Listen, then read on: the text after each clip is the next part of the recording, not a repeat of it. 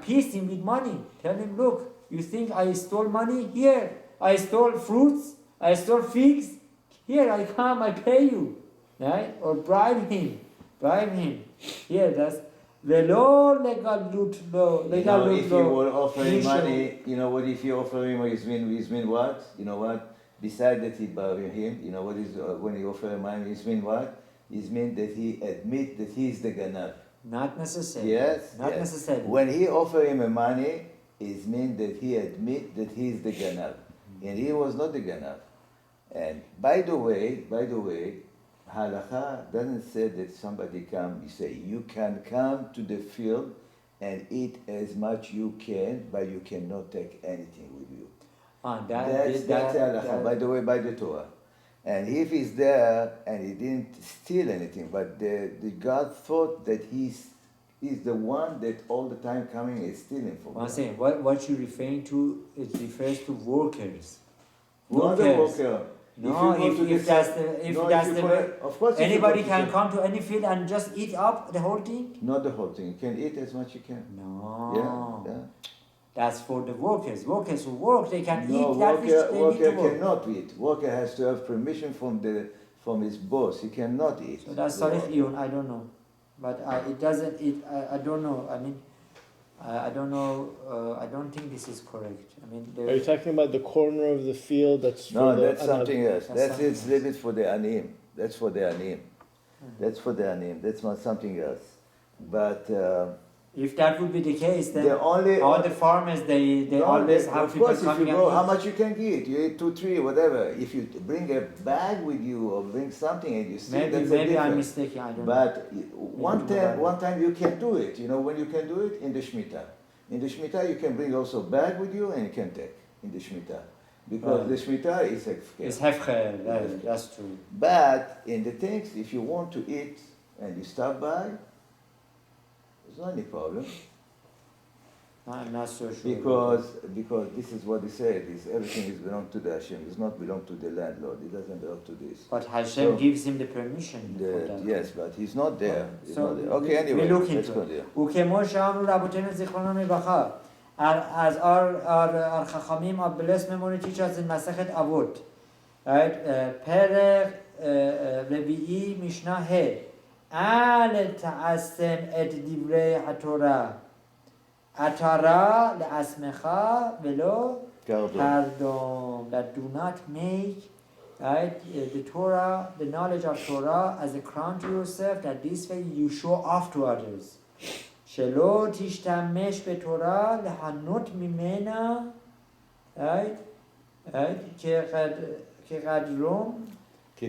כקרדום שמשתמשים בו לכפור. I'm not sure exactly. I'm not sure what it is. ליהנות מן הכקרדום שמשתמשים בו לחפור.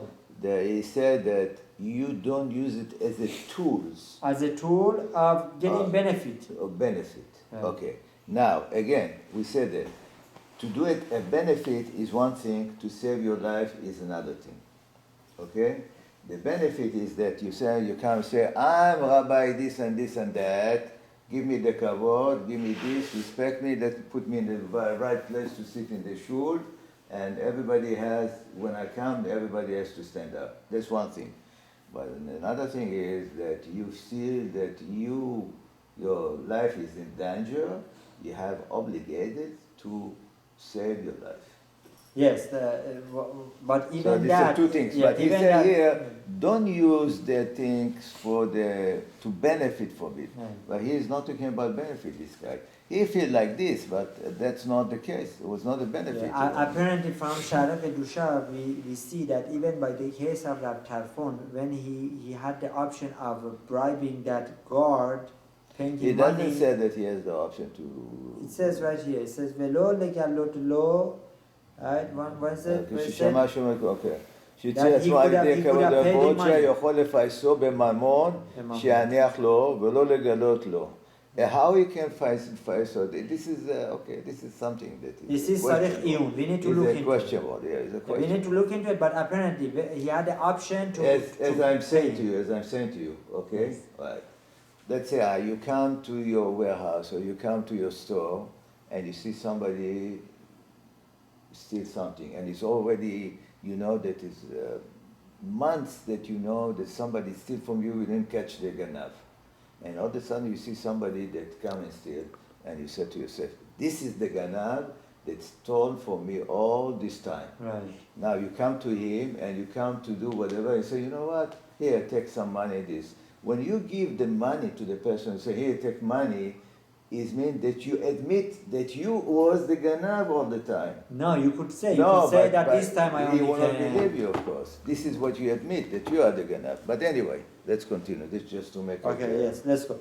שכל הנהנה מכבוד התורה נותן חייו מן העולם וסופו יורש גיהינום. לא עלינו, that whoever enjoys from כבוד התורה, he takes away his life from this world, and in other words, he's going to get the rewards of his ma'asim tovim in this world, and later he won't have any misfot and zachriyot left, so he will go to olam haba in Gehinnom. But if someone's giving someone kavod, That's one of the reasons. One second, let me end with this.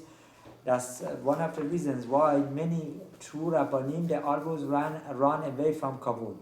They always they say of Harab Moshe Feinstein, alav shalom, that he was so anam and he was relatively short. I never had the zechut to meet Harab Moshe Feinstein, alav shalom, but I've heard and I've seen the pictures that he was relatively short. That one time somebody came into his yeshiva Torah V'Da'at, if I'm not mistaken.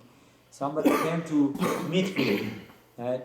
And it was many years ago that they didn't have so many pictures and videos. So he came in, he didn't know who is the Rav Moshe Feinstein, alav shalom. So he was coming into the Beit Midrash, and Rav Moshe was leaving. So they came to each other, and Rav Moshe Feinstein, alav shalom, was so honored. He always wanted to greet others first. So he reached out to him with his hand to greet him.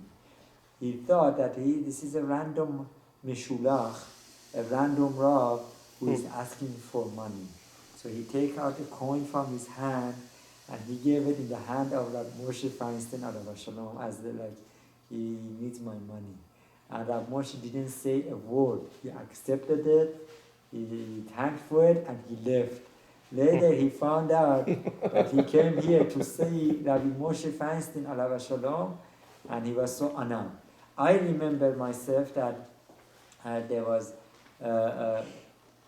many big rabbanim that came to hesped of Harav Kolevsky, Rosh Yeshiva Kolevsky, alav shalom, in Israel, and they didn't want people to stand up for them, so they went from the back door and they just came and quickly sat, that people should not stand up for them. Now there is two ways to look at this. Some would look at it as kavod HaTorah, right? Yes, there was Rosh Yeshiva, there were Rosh Yeshivot, that they were very makpid, that people would stand up for them. Why? Because this is kavod HaTorah. But there is also another way to look at it, that if you anam, just like that water goes down, Torah goes down to people who are anam. So there is two ways to deal with this. But to get hana, right, to say, that's a different kind. There's something else, perhaps one who is showing up his Using Torah, that's the not Torah for benefit. Bechabod, what's your question, Sadi? that was your answer. Okay, so Baruch Adonai leolam, amen v'amen. Thank you very much.